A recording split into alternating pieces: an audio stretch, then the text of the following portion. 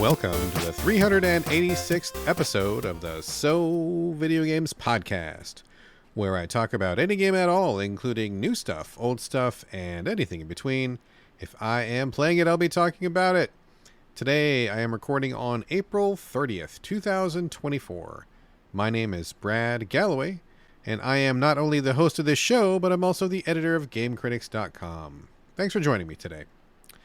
So, frequent listeners of the show may notice that the intro I just read was a little bit different than usual, and that is correct. My longtime co-host, Carlos Rodella, will be taking an extended leave of absence from the show. I wish him nothing but the best. In the meantime, this leaves me with a couple of questions about the future of So Video Games, this podcast right here, but let me answer the biggest one right now. The show itself is not going anywhere. There's absolutely no plans to stop the weekly broadcast, so you can expect to keep getting this show on the reg, just like always. Otherwise, I think I'm going to take a note from good friend John over at Gaming in the Wild. Listen to his show if you don't already. I'm sure you probably do. And I think I'm going to just record solo for a while to see how that goes. There are no current plans to replace Carlos with anyone for the foreseeable future. I am in no rush to get a co-host on board. If something happens organically, great. Otherwise, I think I'm going to lone wolf it, and it'll be pretty much business as usual. Tons of game coverage, news bits here and there, and in general, I think I'm going to try to improve my podcast editing skills. So that's about it. If anybody has questions or comments, please feel free to drop me a line. You can get in touch. I'll have the contact information at the end of the show as per usual. And I guess that's it. Now that we've covered this big shift and are starting this new reality, I guess let's just get down to it. As per usual, today's show kicks off with housekeeping, where I'm going to be discussing tidbits, news items, industry happenings, and basically anything just randomly game adjacent. Just a couple of things this week. First, I want to give a shout out to LCB Game Studio. I love their Pixel Pulps series. I think it's fantastic. If you haven't played them, please check them out. They're all really short, kind of choose your own adventure-y, pixel art style stuff with this kind of shared universe they're building. It's really great. I love their stuff a lot. They have this kind of little side project in all of their games where they do the story-based game. One's about a vampire, one's about a Mothman. One is about these guys who chase storms on the road. So each game has its own plot, but within each game, they usually do some kind of ornate card game as like the bonus activity. And I guess they've taken that one step further because they just released a card game all by itself in the same pixel art style, but without the choose your own adventure part attached to it. It's just the side game. It's called Summoning Solitaire, and it was just released a couple days ago. I've downloaded it. I haven't had a chance to play it yet, but it's out there. It's free. You can download it from LCB's website. You can check them out on Twitter. I'm sure you can find the link there. Maybe do a Google search. So I'm very excited to crack into this one. But it's called Summoning Solitaire, and if it's anything like their others, it's going to be a good time. Also, Slitherine, the publisher, has just announced that they are going to be taking over the development of all future content for Warhammer 40k Battle Sector, which is great. Battle Sector is one of the best 40k games to come out in quite some time. I covered it here on the show a while ago. Basically, it's a pretty straightforward interpretation of 40k in turn-based tactics style, which makes perfect sense because that's really what 40k is all about. And I think the Battle Sector was great. It had a really great campaign. Very solid. Lots of different units, good length to it, good twists and turns, good level design. But once you get through the campaign, they kind of resorted to, skirmish mode, basically. There's a lot of DLC where you can introduce other characters, like the Sororitas sisters. I think the Tau aliens are there. So you can get some DLC to, expand the roster. But as far as I know, and I just checked it out a couple days ago, it doesn't seem like there's any new story or campaign content, which is what I really wanted. I mean, skirmish mode is fine, but it just doesn't keep my attention the same way that doing pre-structured, handcrafted levels and progression does. So hopefully, now that Slitherine is taking over for the previous developer, they will maybe lean back into story mode. And Slytherin, if you're listening, please do that. I would love to come back to Battle Sector. And in fact, I'm kind of in a 40k mood right now. I was almost thinking of just replaying the campaign, which I almost never do. But it was a good campaign, and I love the 40k stuff that they're doing. Hopefully they'll do some story-based stuff. I would love brief story-based missions or a little story content or just anything that's not just more characters and more skirmish mode. So if you're listening, please lean into that. That would be great. They're apparently going to take over the game engine, and they're going to be working collaboratively with other developers to produce DLC, which they have said themselves will be broader in scope than anything released before, which to me hopefully says something more than just skirmish mode. Because skirmish is great, but, I'm definitely a campaign kind of guy. I would love story campaigns. Just anything along those lines, I would eat it up, no problem. Also, just a heads up that the ID at Xbox presentation happened, I think, a day ago, if memory serves. I did not have time to watch it, and in fact, I'm just kind of catching up on some of the news now. So I'm just scratching the surface, but just in case you didn't see it or didn't catch it, just know that it happened. I may have some notes on it next week, depending if there's anything there that's juicy enough, but it did happen, so just a heads up. All right, so that was housekeeping. Just one quick note before I move on here. So I'm changing the way that I'm recording a little bit, and I would love to get your feedback on this show. So if there's any tips or anything that you like or don't like about the sound quality, I don't want to get too much in the weeds here, but I'm in a slightly different setup, and I changed a few things on how we're recording now that I'm taking over the editing duties myself. So I'm open to feedback. If you guys think it sounds fine, please let me know. If you think there's something I can improve, if there's something about it that doesn't sound quite right or whatever, please send me your feedback. That would be wonderful, because to me, I did a few test recordings and it sounds fine, but I'm the first one to admit that I don't have like an audiophile's ear. So if the podcast sounds great, please let me know. If it doesn't, I do want to improve that, and I'll do whatever I can to get that in better shape. So to you discerning ears out there, to people who have the ear for the finer audio qualities, if there's something that's bothering you, please let me know and I'll fix that up. Or if it sounds great, please let me know that too. Very appreciated, would be. Okay. Let's see. Also, before we get to the main portion of the show, I just want to quickly remind folks that you can help support this podcast by going to patreon.com/the So Video Games Podcast. Every little bit helps with the cost of hosting, and I may need to upgrade some equipment possibly, so we'll see about that. Also, a huge thanks to all of our Patreon supporters. I really appreciate you all very much. And this week, a special shout out to Ryan for joining the SVG, that's So Video Games, family. Really appreciate it. Thank you so much. So, also I want to say I am super grateful to everyone who does keep the show going, who does contribute. Thank you. But you can rest assured that whether you contribute or not, I'm not going to paywall any of the episodes or content. You will still get the same great show for free every week. Also, there is a So Video Games Discord, which any listener is welcome to join. Again, free of charge, trying to give you guys the best value for money by not requiring you to give me any money. Therefore, automatically a good value.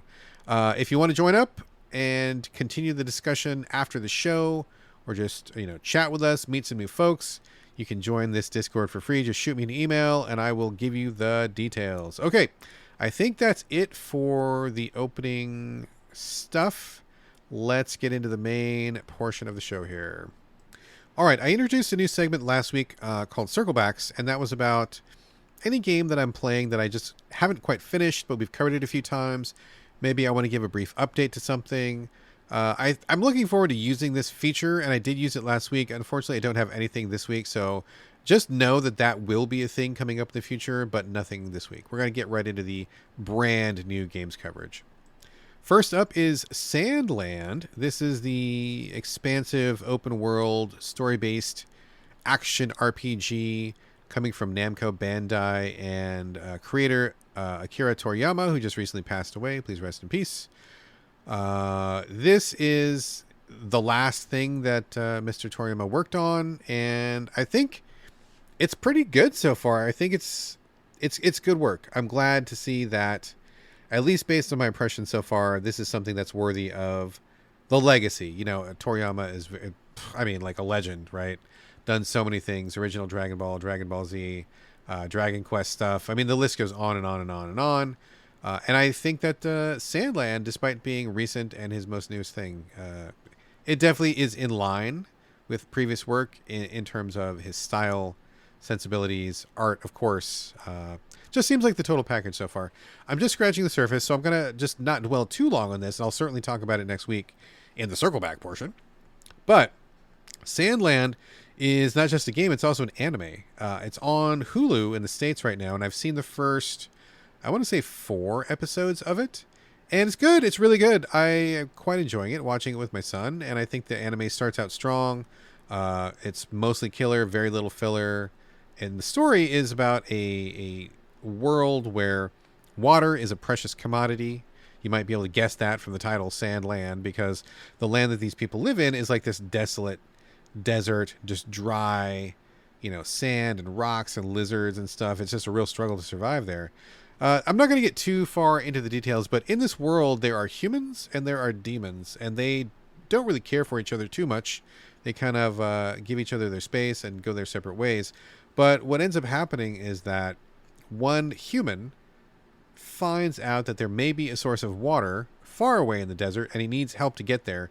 Demons are much tougher and more resilient, better at fighting than humans are. And so he goes to this demon village to recruit some demons to go with him. This human's name is named Rao, and he recruits Beelzebub, who is the Prince of Darkness. Not the actual ruler of darkness, but the Prince of Darkness. He's number 2. His dad is, I guess, Satan or Lucifer or something like that. So they team up, and they go off for this grand adventure in the desert, and things kick off from there. Really liking the anime. Definitely recommend that. And it's interesting because watching the anime, there are many beat-for-beat parallels in the opening hours of the game, but also some differences. I think that if you are playing the game, you will get the full experience because they do take the time to lay the story out. But also, if you're watching the anime, you will get some added benefit because you'll see certain things that are handled differently, and I think it's a good counterpoint to each other. So I'm enjoying watching the show and playing the game at the same time. Let's talk about the game itself.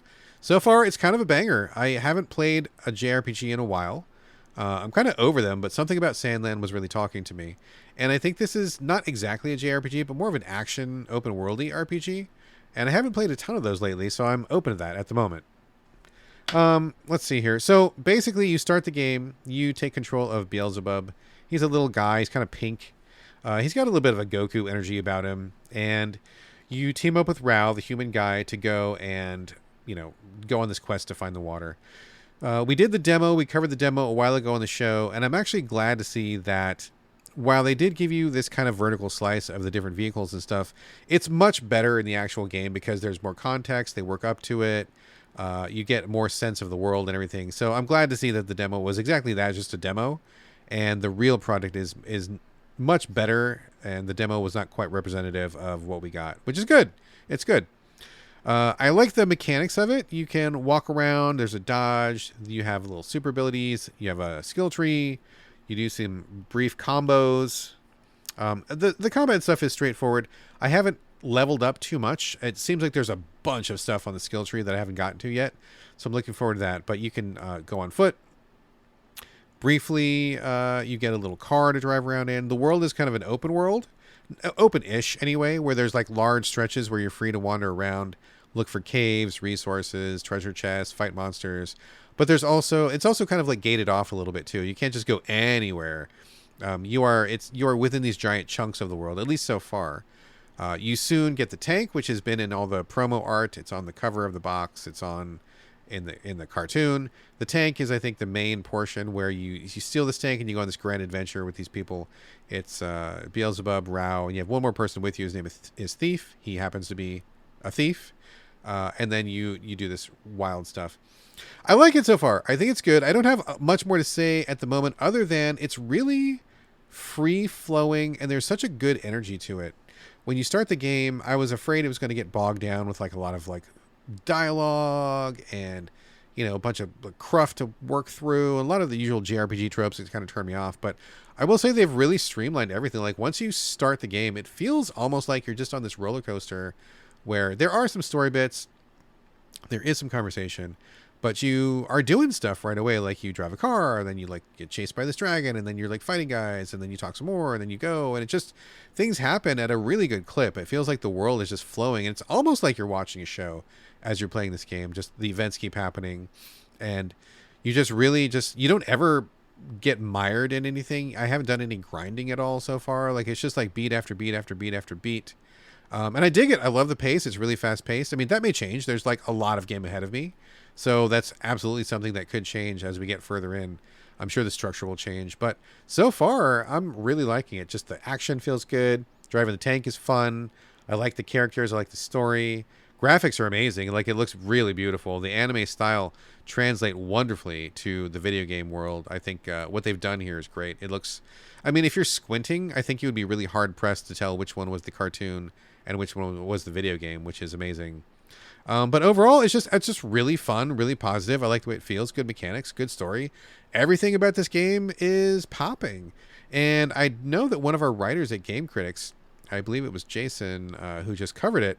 The review has not gone up quite yet. I think we're waiting for an edit from Jason, but I read the first draft and he loved it as well. He had like basically nothing bad to say about it at all. He just loved it all the way through, and he gave it pretty much top marks. So that has given me a lot of hope. Sandland is looking like a winner, and I feel like it's a winner. It seems like it's gonna be a winner. So TBD. I'm not saying it is a winner yet, but man, all lights are green. So look forward to hearing more about this one pretty soon. All right, next up is Bulwark Falconeer Chronicles. I believe the developer for this is named Tomas Sala, I think. I'm pretty sure that's what his name is. Apologies if I got that wrong. This is the second in a announced Falconeer Chronicles trilogy. The first one was called, I think, just The Falconeer, which was a very interesting game, if not an enjoyable one. That original Falconeer had a really strong like aesthetic sense to it. It's a world that was mostly ocean with little islands dotting it. People in that world flew giant falcons to kind of, you know, do missions and fight with each other, and you know, just the image of these giant falcons flying over this like watery world with just little fortresses rising out of the ocean and being buffeted by the waves was pretty cool. I will say that mechanically I did not enjoy that game. I think it had a lot of structural problems, a lot of design problems, but I like the concept. I like the feeling of it. It gave me like all the best vibes. Unfortunately, it just didn't come together in an experience that was fun to play. But I mean, it seems like a lot of potential there. And from what I understand, Mr. Sala is either a solo developer or just leads a very small team. Not sure which, but we're definitely not talking AAA here, which I also respect. You know, you have to kind of adjust your expectations and cut them a little slack wherever it's due. So this is the second, Bulwark, part 2 of the Falconeer Chronicles. He takes a hard left turn and does something different. It's still set in the world, of course, like we're still in the ocean world, the little islands, fortresses sticking up out of the waves, falcons and all that stuff. But this is no longer like an aerial combat falcon to falcon fighting thing. This is more like, I hesitate to call it a city builder because it almost feels like a digital toy of some kind. There have been a few games lately where the point of it is just to enjoy building buildings. Their names escape me at the moment, but I've played at least 2 or 3 of them recently where you're just kind of clicking on things and like buildings will appear and you're really just here to build and just kind of like aesthetically take in the visuals of that. And it's just, you know, maybe no goals or whatever. I feel like Mr. Sala must have certainly been inspired by those games because I think there's a lot of DNA here, but Bulwark kind of straddles this weird, uncomfortable middle ground between being one of those digital toys and being kind of a, I don't know, like a world sim, building sim, kind of an RTS, maybe. It's kind of this weird space that it occupies here, and I guess I just don't quite know what to do with it. As the game begins, you have this piece of rock, and the tutorial starts off by saying, let's build some stuff, and that's fine. You build a little tower, and then you get some resources and everything, but it doesn't... Oh, man, it's struggled to even explain this because I don't feel like any of it really matters. I didn't quite understand the resource system. I didn't quite understand how the relationships between the buildings and your population worked. And I mean, honestly, I was just kind of like clicking things at random, and things were kind of randomly happening, and buildings were building, and towers were going up, and things were moving around, but it didn't feel like I was really in control of any of it. It just kind of felt like I was sort of like watching it happen. There's this one menu you can hit where it shows you like the quote unquote resource flow, and it shows you the lines of like, oh, you're getting metal from over here and you're getting wood from over here, and it shows you the arrows of which way that stuff is flowing. But I'm like, it didn't mean anything. I didn't really feel like it was relevant to what was happening. So I it's just kind of strange. Like it's like a digital toy, but there are the trappings that should be more, but despite my trying to dig into it, it didn't really feel like any of it really had any effect or was really significant. I was pretty fine to just ignore most of that and click around. There's also this mode where you take control of a little blimp and you can fly around other parts of the world to, I guess, look for more resources and just see what you can see. But it's weird because the ability to gain resources is tightly controlled. And so once I set up my first outpost, I wasn't able to set up any more outposts because apparently, I didn't find this out in the game because it doesn't communicate this well, but apparently you need to like find these resource collectors from like fights, or maybe it's story progression or something. But that wasn't really made clear. And so I wasn't quite sure what I was supposed to be doing. And it's interesting too, because the game itself says there are no wrong answers. Like, I don't know the exact phrasing, but it was like, nothing is wrong, play around with it, explore, do what you want to do, nothing bad's going to happen, which to me definitely puts it on the side of digital toy. But also it just looks like it wants to be an RTS. Like it wants to be a sim, but I just don't think it's there. I will say also the controls are really weird in this one, and I found that to be true with the original Falconeer as well. Something about this just is not making sense to my brain. The way the camera works is really funky. The way that you cannot just move around the way you want to feels really funky. I don't know why these choices were made, but it seems the camera is tied to certain things in the environment in a way that feels very unintuitive and very unnatural. So I had difficulty just like looking around. Honestly, I just kind of beat my head against the wall with this one. Like it looks so cool. Just like the original Falconeer did. Like you look at this, there's falcons, there's water, there's clouds. This world is so interesting. It seems like something I want to learn more about. I kind of want to be there a little bit. But actually playing this game, playing Bulwark, and also similarly playing Falconeer, I just don't think the gameplay is there. They don't speak to me. This is not on my level. I don't understand really what the developer's going for. But there is a little bit of vision there that I feel like I want a piece of. Unfortunately, I'm just struggling to find it. I had a pretty bad experience with Bulwark. I just felt like I was kind of wasting my time, and I didn't get what I should be doing or what the goal of it was.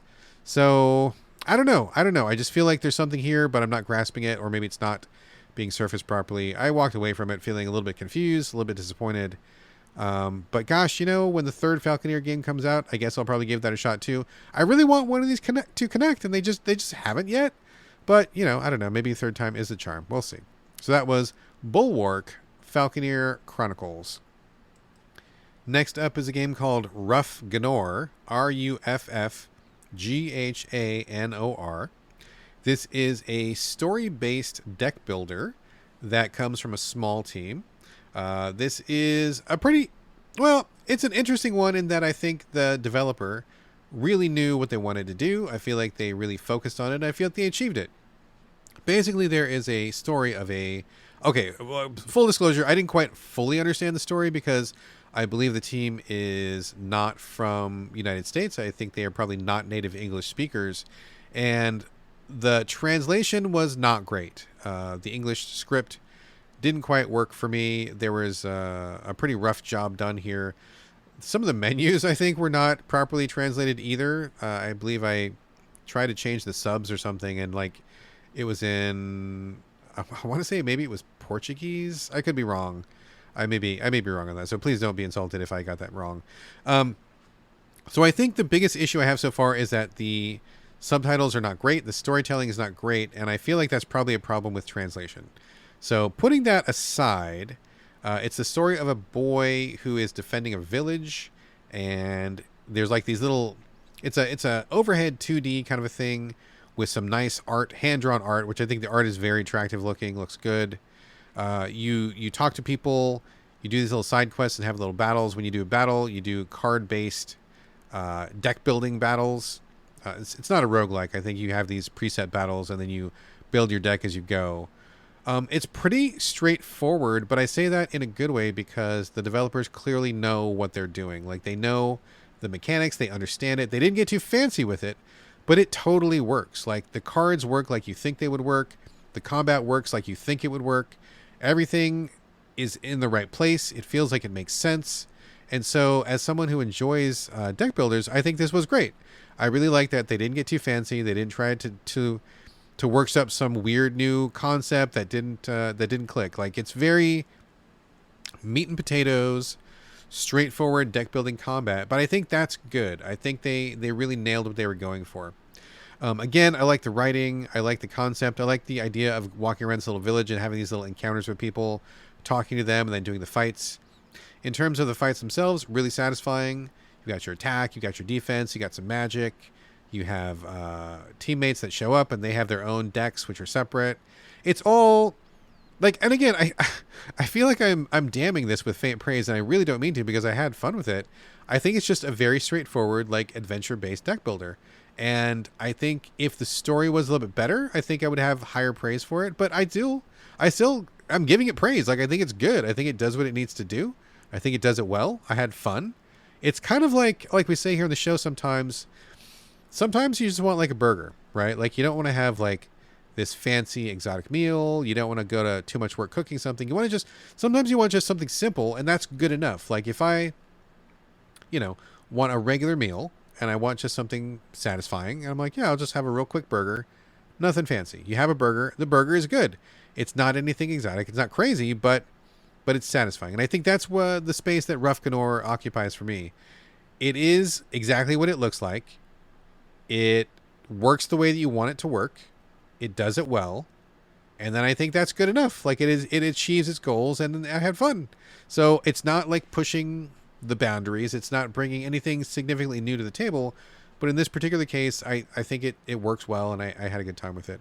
I do feel a little bit of disappointment in saying that the translation was not great. I wish the translation was better. The writing is kind of weird, and so that was kind of pushing me away a little bit. I think hiring a better translator would help with that. There are a few rough edges to it too. I had a couple of crashes here and there, but overall, this may not be like the next luminary of the deck building combat genre, but I think for a small team, they did a pretty goddamn respectable job, and I think it's something to be proud of. So I am still chipping away at it, and I think it works well. It's good. If you want a good deck builder that tries a little bit of storytelling as well, I think this is a good one. Ruff Ghanor, Ruffghanor. Just expect the smaller team. Expect a few bumps and little hiccups and stuff. But overall, definitely worth your time if you like deck builders.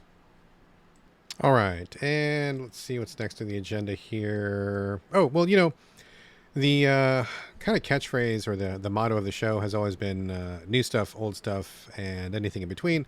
And I am walking that talk today. I'm circling back to one of my probably favorite games of all time, and a game that I would unreservedly say is probably as close to perfect as a game can get. I find no flaws with it.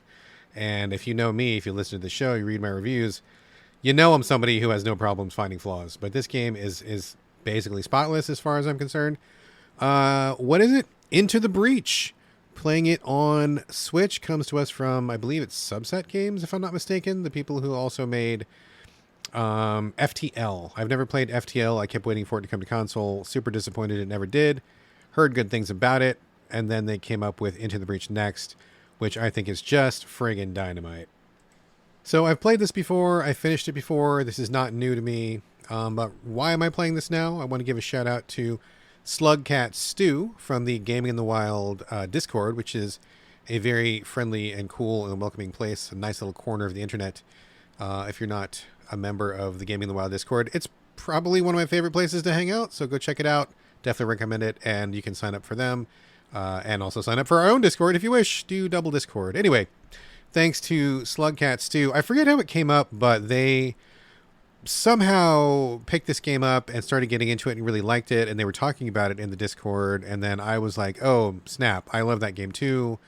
And I didn't realize that I did realize, but I forgot about it, that there had been some DLC. So when the game originally came out, I had finished it, I had done all of the achievements, I had beaten it with every team, and then I thought I was done with it, had the full experience, but then DLC came out afterwards that I forgot about. New teams, new content and stuff. So what are we even talking about? What is Into the Breach, if you don't know? It is a isometric turn-based tactics small scale game where you have a series of mechs, like mech suits or giant robots. You have teams of 3, and there's a bunch of different teams. I want to say there's like probably 16 different teams of 3, maybe more or less, I don't know, but they all have different abilities. And they are grouped up in ways to kind of like help them synergize or to help them build off each other in such a way that it creates little interesting tactical opportunities when you play. And there's also a time travel aspect, which kind of explains the roguelike nature of the game. And there's also something that I don't know that they pioneered this, but I know that they were notable for it. And I know a lot of people have taken cues from this after Into the Breach did it. But what I mean is how the game tells you what's about to happen. So you have your squad of robots. They drop down onto a grid-based map. The maps are small, 8x8. Seems pretty tiny, but there's lots of opportunity for play there. It just kind of goes to show you don't need a giant map. But what happens is you're fighting these bugs, enemy bugs. They're called the Vec, and they'll show up on a map, and they're going to like wreck shop. They're going to blow up some houses. They're going to destroy some power lines, whatever. And the interesting thing about this is that Into the Breach is in no way interested in surprising you. They are not interested in any gotcha moments, right? And I think that's really what kind of set it apart at first, because every enemy on the board tells you exactly what they're going to do the next turn. So for example, you'll have 3 enemies pop up on the map. They're bugs. And one bug will have a red arrow pointing towards a house, means he's going to attack that house. One bug will have a red arrow pointing towards one of your robots, meaning he's going to attack that robot. And one bug may, I don't know, drop a bomb or spit some acid or something. And there will be an indicator to show where that's going to go. So they want you to know exactly what's going to happen. There are no surprises. Like literally everything is laid out for you right there. All cards shown. And what you do with that information is where the tactics come in. Because then you have to realize, okay, well, I have these 3 events I need to deal with. I have 3 robots. Can I respond to each one of these? Do I need to move in such a way as to take care of these threats and defend the people? How do I neutralize these robots or these monsters? And the options, while initially it seems like there's not a lot of options, it seems really simple and straightforward. That's the furthest thing from the truth, because there are just basically like infinite possibilities. And there's also like so many choices to be made. A large part of this game is not just countering the enemies, but also sacrifice and about what is acceptable damage. For example, it's pretty common to be outnumbered by enemies if you don't kill them quickly enough. And so sometimes you'll be in a position where you simply cannot respond to each enemy. So you have to decide, well, I've got 3 robots. I can block 3 attacks, maybe 4, maybe 5, depending on which robot you're using. But I can't get them all. So which one do I need to prioritize? Which one do I need to stop? Which one's going to do the most damage? Which one is going to do the least damage? And then I maybe let the least one go because I simply don't have enough resources. Sometimes you also have to sacrifice a robot. Maybe sometimes there's no other way to solve a level other than to put your robot in harm's way. You don't have the right missile equipped, or maybe you don't have the right action or something. But what you can do is put your robot in the path of whatever attack is coming, and your robot will soak the damage. Maybe take damage just and be okay. Sometimes they'll blow up and die. But you have to like constantly prioritize how to best use your available resources. What is the best use of your robots? What is the best use of their powers? How can you best respond to the constant bug attack? And I think it's fascinating. It's a great system. The interplay between the mech teams is amazing. I think the ability to see what's going on and to have all the cards laid out on the table is amazing. It's a very straightforward, honest school of design, but it's also extremely effective. Like there's no tricks, there's no surprises. If there's a mistake made, it's always on the player for not strategizing properly enough, or not knowing enough tricks, not equipping properly, or whatever. I think Into the Breach is just fucking fantastic. I love it so much. It is basically a perfect game. It's perfect on the Switch as well. I think the size of the playfields, 8x8, is really small. The mechs are pretty small. Everything's small, but it is just the right size. So it does not feel small on the Switch. It looks like a good size, an appropriate size. All of the information is called out on the screen. If you're curious about something, you can always look it up on the screen, and they surface all that information. There's nothing really hidden. You can pause. You can very frequently like reallocate power-ups or power up between levels.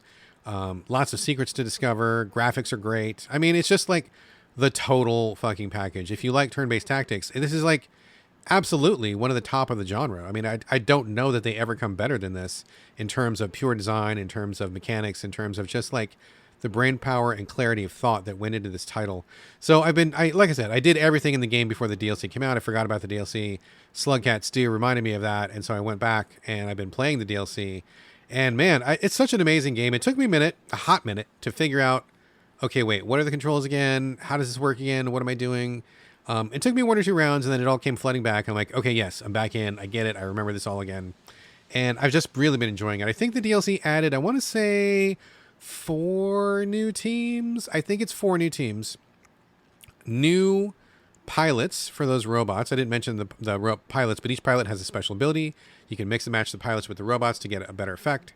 There's also new enemies. There are new missions, new maps, I believe. So it really is like an extra victory lap for the game. More content. And it's all great stuff. I've really been learning the new teams and finding their interplays and talking to friends who are playing it now. And we're all kind of like trading strategies. What pilot do you think is best for this? Oh, how did you get this achievement? Which map do you think is better for this and that? There's just so much to talk about. And it's just such an amazing game. If I remember correctly, we did review it at GameCritics.com. And I believe we gave it a 10 out of 10. And I think that was absolutely appropriate. I think it is not only a brilliant game, it pushes things forward in terms of design, in terms of concept. It's like brilliant execution, brilliant fit for the platform it's on. I mean, I don't have any complaints there. It's like as close to perfect as perfect gets. So I think it's amazing. Big thanks to Slugcat Stew in the Gaming in the Wild Discord for reminding me that this game existed and for bringing me back to it, because I really have been enjoying it. It's been impossible to put down, which is bad because I've got so many other games to play for the show and for the site. It's trouble to pick this game up because it's really good, but I love it. Into the Breach is the fucking best. It's great on Switch, and I highly, highly recommend it. Highest possible recommendation if you've never played it and if you like turn-based tactics or that kind of thing. It's the shit. It's the ultimate shit. It's so good. That is Into the Breach, playing it on Switch. All right, last game of the show is Another Crab's Treasure, coming from Aggro Crab. This one just dropped on Xbox Game Pass. That's where I'm playing it now. I believe it's out on everything. But since I do have Game Pass, it's kind of a quote-unquote free game. Don't pay anything other than the monthly subscription, so I figured I'd jump in. Why not? Been pretty excited about this one. This is the undersea, colorful Souls-like, which features a hermit crab, actual hermit crab, cartoony looking, as the protagonist. And so you have this undersea adventure. We've been seeing trailers for a while now, and I've been pretty stoked for it. I'm glad it finally came. I'm glad I got to jump in. So basically, it is a Souls-like. It's third person. You have a basic attack, a charge attack. You use a fork as your weapon. You also have dodge, parry. Some of the stuff is locked up at first, though. So like when you first begin the game, you may feel as though it's pretty bare bones because it is. I do think they commit the minor sin of locking basic genre moves or genre expectation moves, locking those behind a skill tree, which I don't think should be. Like parry. If you're going to do a parry, and folks, you really don't have to, but if you're gonna, I think that should be available from the get-go. But here it's a locked option behind the skill tree. I believe the downward attack, like when you're dropping onto an enemy from a ledge up above, that's one that's locked up. I think the jump when you're in the middle of the dodge in the middle of a jump, I believe, is locked. So there's a few basic expectations where any Souls player would reasonably expect to have those moves available from the start, and those are locked behind a skill tree, which I think is kind of a bad move. It takes a little bit too long to kind of get your crab up to speed to where you start to feel like, okay, now I've got the skill set that I'm expecting from a Souls-like. You get there before too long, but it's kind of like a minor point of irritation. Graphics are super colorful. It reminds me a lot of like, I don't know, The Little Mermaid or something. As I'm playing this, I keep having like Under the Sea playing in my head. Sebastian the Crab's voice playing. Your crab is not named Sebastian, but it just, I don't know, mental association, I suppose. So you go about your business. The story is basically that your shell is stolen by a loan shark, who is an actual shark, but he's like a shark puppet. Doesn't matter. Shark takes your shell because you owe taxes to the queen of the tide pools. You got to go and talk to her and see if you can get your shell back. You go down there. I guess I don't know if this is a spoiler or not, but basically I'll just leave it at that. You're after your shell. You go talk to the queen. Events happen, and then you go off on this like Souls-like adventure. And it is intentionally and absolutely a Souls-like. I mean, there is enemies. There's a lock-on. You dodge. You don't really deal with stamina too much, so I don't think stamina is a factor. So maybe if you feel as though stamina management is a core part of Souls-like, then maybe you don't think it qualifies. I don't necessarily think that all Souls-likes must have a stamina factor. I think you can make one without it, and I think this is a good example of how to do that. But the other key part to this, other than it handles kind of like you would expect, is that your shell, since you are a hermit crab, not a regular crab, but a hermit crab, that plays a big part in how the game goes. So, as you might imagine, if you're familiar with hermit crabs, they have a soft abdomen, and they need to protect it by hiding inside of discarded shells and shell-like structures. So in this game, you pick up a wide variety of different shells, and they're not always shells. Sometimes your first one is like an empty soda can. You get a sriracha cap, the hot sauce. You get a cap from the hot sauce. You get a bottle cap. You get a coconut. You get a tennis ball. There's a bunch more. I haven't discovered them all, but there's I want to say 40 or 50 different shells. And not only do they have different weight and different defensive properties, some can take a lot more damage than others, but they also each have a special ability. And I think that's really where the key difference of another crab's treasure come in, because depending on the shell you have, you can do maybe magic bubbles that heat seek your enemies, or one is you roll up into a ball and dash forward. One is you have a really strong uppercut. One is you heal yourself. One is you spin around like a top and you do strikes on everybody in your vicinity. So the shell abilities are pretty fun. I think that's a cool idea. I think the shells kind of break down a little bit too quickly. But the ability to kind of change it up and to get new abilities keeps it fresh. I think the overall combat, though, I think suffers a little bit. It doesn't feel as tight or as tuned as I really need a good Souls-like to be. And that wouldn't ordinarily be a problem, but with Another Crab's Treasure, I will say it is bizarrely difficult. Despite the fact that the graphics look like they were picked up off the cutting room floor of The Little Mermaid, I mean, colorful undersea, blue water, sand, bright coral, etc., etc. It's hard. It's really hard, and I think it's kind of unwanted hard, undesired hard. I feel like the difficulty of this game is at odds with the presentation and the vibe. And with that, in conjunction with controls that don't feel as tight or as tuned as they need to be, it has a really kind of awkward, kind of janky feeling to it. I feel like I'm not able to predict hitboxes effectively enough. I feel like it's not quite as responsive as I want it to be. It does not have the level of responsiveness that I would demand from a game that is very ready to deal punishment out. Now, when fighting the normal enemies, I think the normal enemies is not really that big a deal. There are larger enemies that can cause you some trouble, and the bosses I feel like are out of control. I feel like every boss, I think I've beaten 3 or 4 so far, they're all too hard. They take too much damage, they deal too much damage, it's hard to read their movements, the controls don't feel as tight as they need to be, because the stakes all of a sudden get really high. You die pretty quickly, and I found them to be pretty unpleasant. So I think that the developers are a little bit confused. I think if you were doing a grimdark Souls-like, where everything's blood and zombies, that kind of primes people mentally to be in for a rough ride. But the graphics and tone of Another Crab's Treasure is really light and fun and airy, and you want to just kind of roll around in the sand and enjoy the blue water and have fun. And then having your ass handed to you by this boss that's just going aggro crazy doesn't feel good, and I don't think it's a tonal match. I think they've whiffed that a little bit. So I think they should have scaled back and gone for more fun, instead of leaning into the more difficult aspects of a Souls-like while trying to couch it in this colorful wrapper. I don't think that fits. It doesn't make sense to my head or my hands. Now, I will say, to be fair to them, they have included a slew of difficulty and accessibility options, which I think are great. And I want to say this, if you don't take anything else from this section, please take this away. Aggro Crab and Another Crab's Treasure have definitively proven without a shadow of a doubt that you can craft a legitimate Souls-like and include difficulty and accessibility options that do not take away from the experience. So they have put in a slew of options, and I absolutely celebrate them. I give them the biggest props, huge thumbs up, standing ovation for doing this. So in the options, you can have increase your damage given, reduce your damage taken. You can increase the durability of your shell. You can choose to not drop your souls when you die, because that's here too, doing the Souls-like corpse run. You can simply not drop them when you die.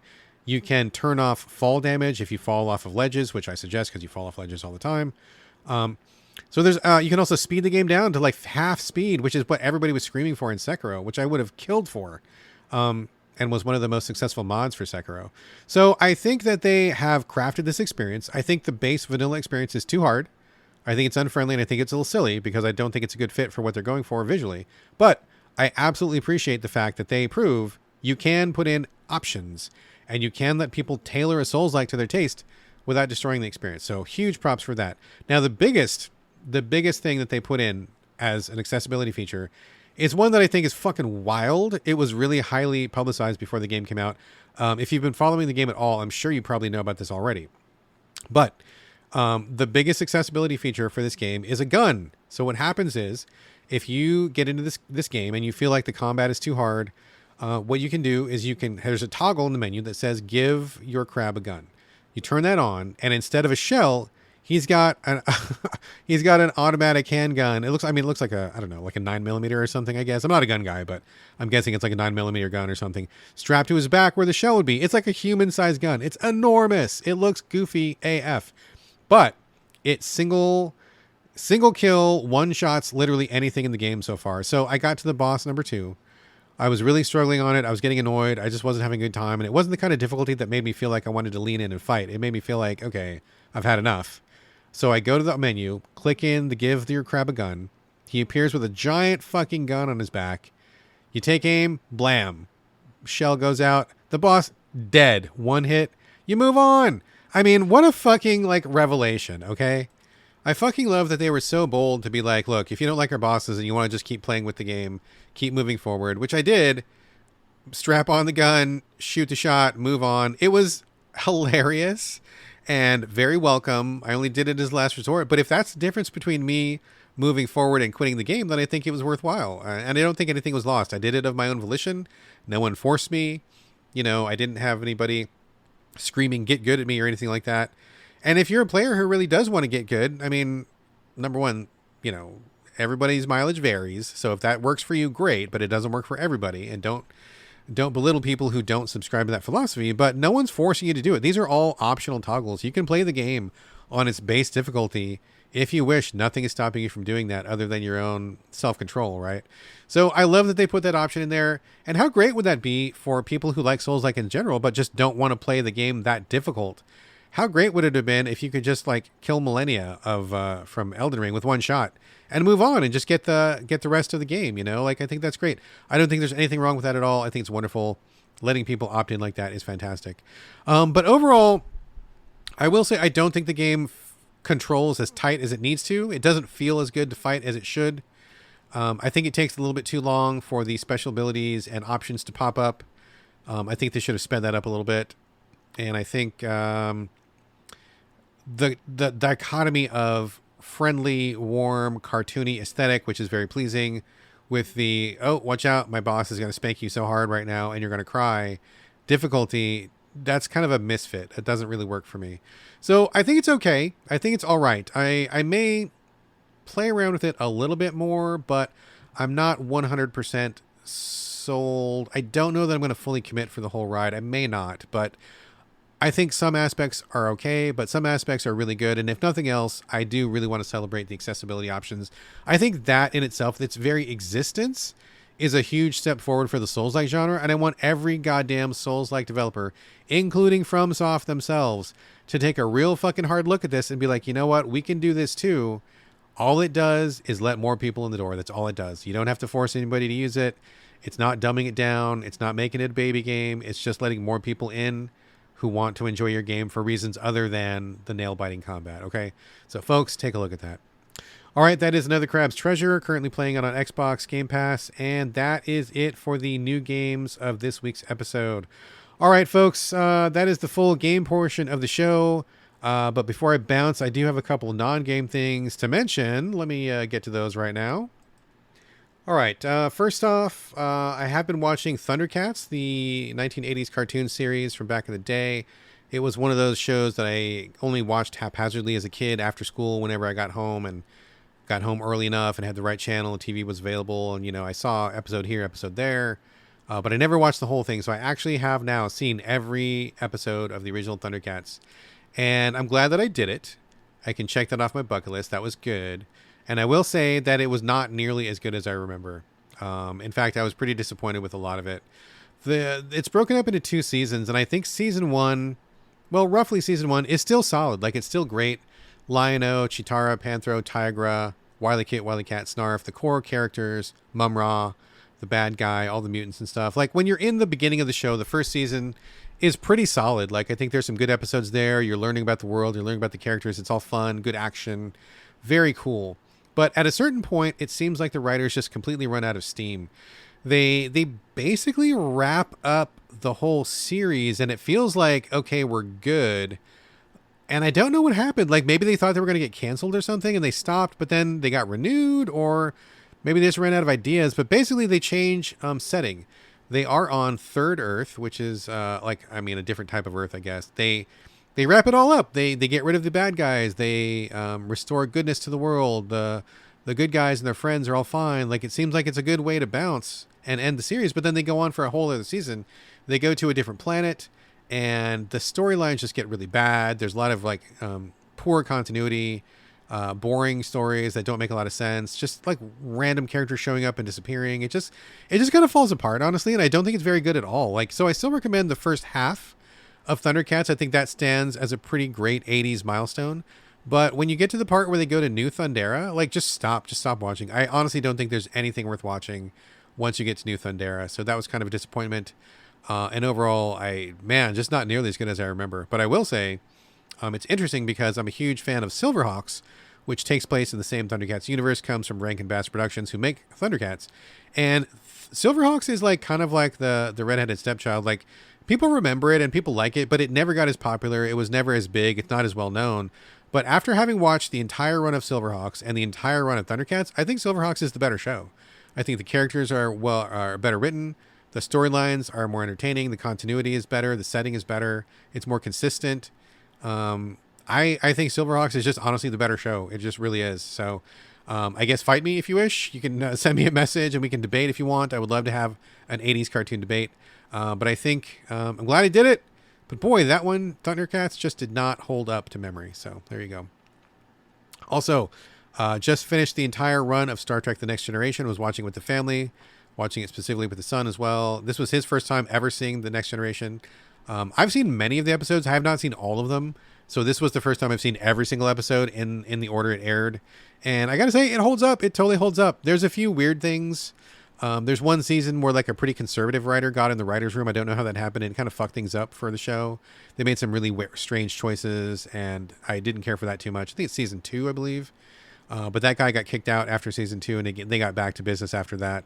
But, the crew, like Picard and Riker, Deanna Troi, Worf, Geordi LaForge, Dr. Crusher, Wesley, all that. It's really great stuff. A lot of those plots still hold up. The show still holds up. The special effects aren't too bad.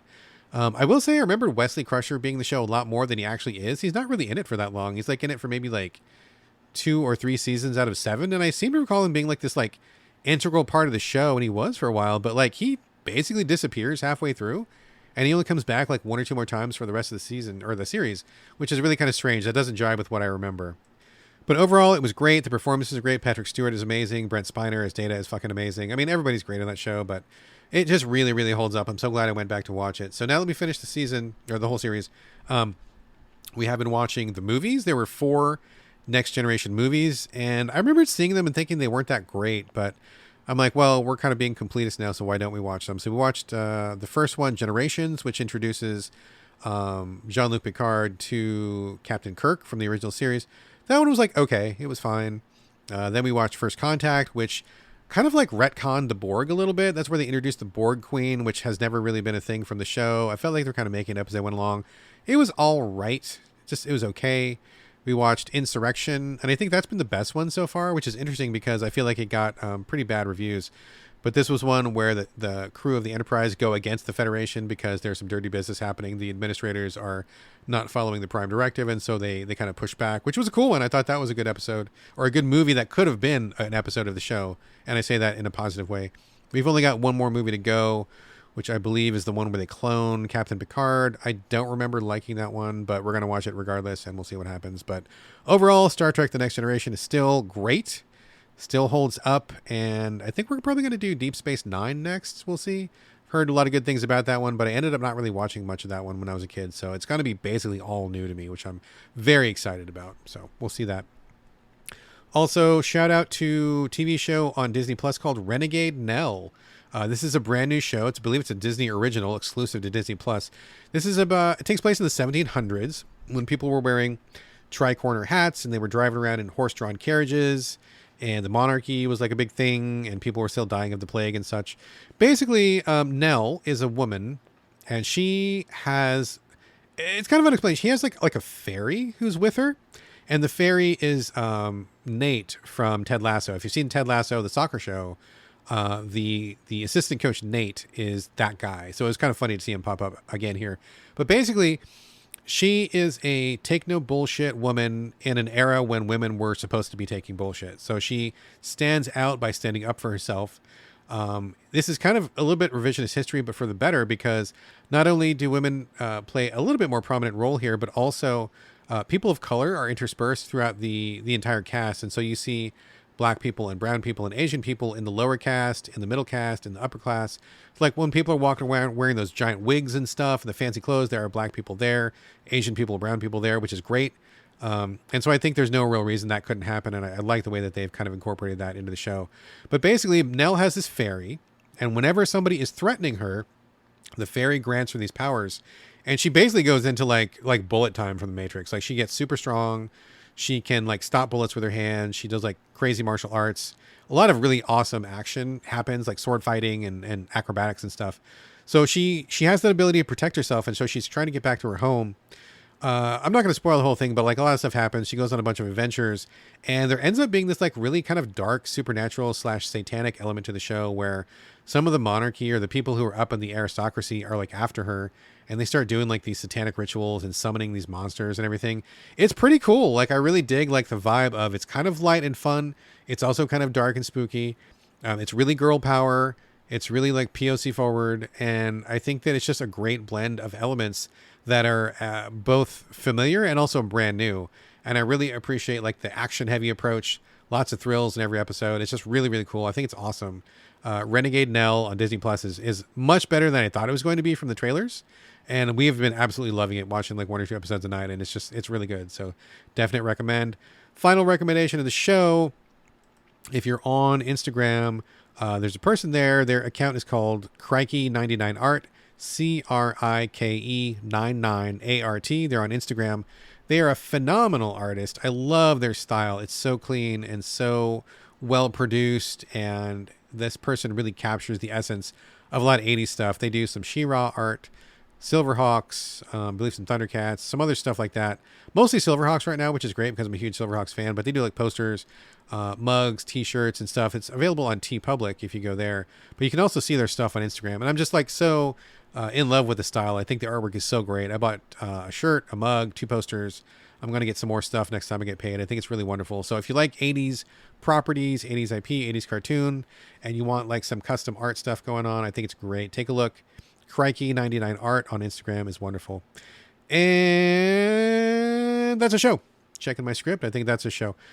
Before I close here, I would love to ask you all to leave a review. Share the show on social media. Most important of all, please recommend the show to your friends, because nothing beats word of mouth. Also, if you'd like to support the show and help us out with the cost of running it, you can do that over at patreon.com/the So Videogames Podcast. And if you want to join our Discord, that is also free of charge. As always, we want your questions and comments. Hit me up, sovideogamespodcast@gmail.com. You can also hit me up on Twitter, on Instagram, and on Blue Sky. It's my name, BradGallaway, all A's, no O's. And this is going to do it for episode 386. Thank you so much for joining me here on the So Videogames podcast, and I'll see you next week.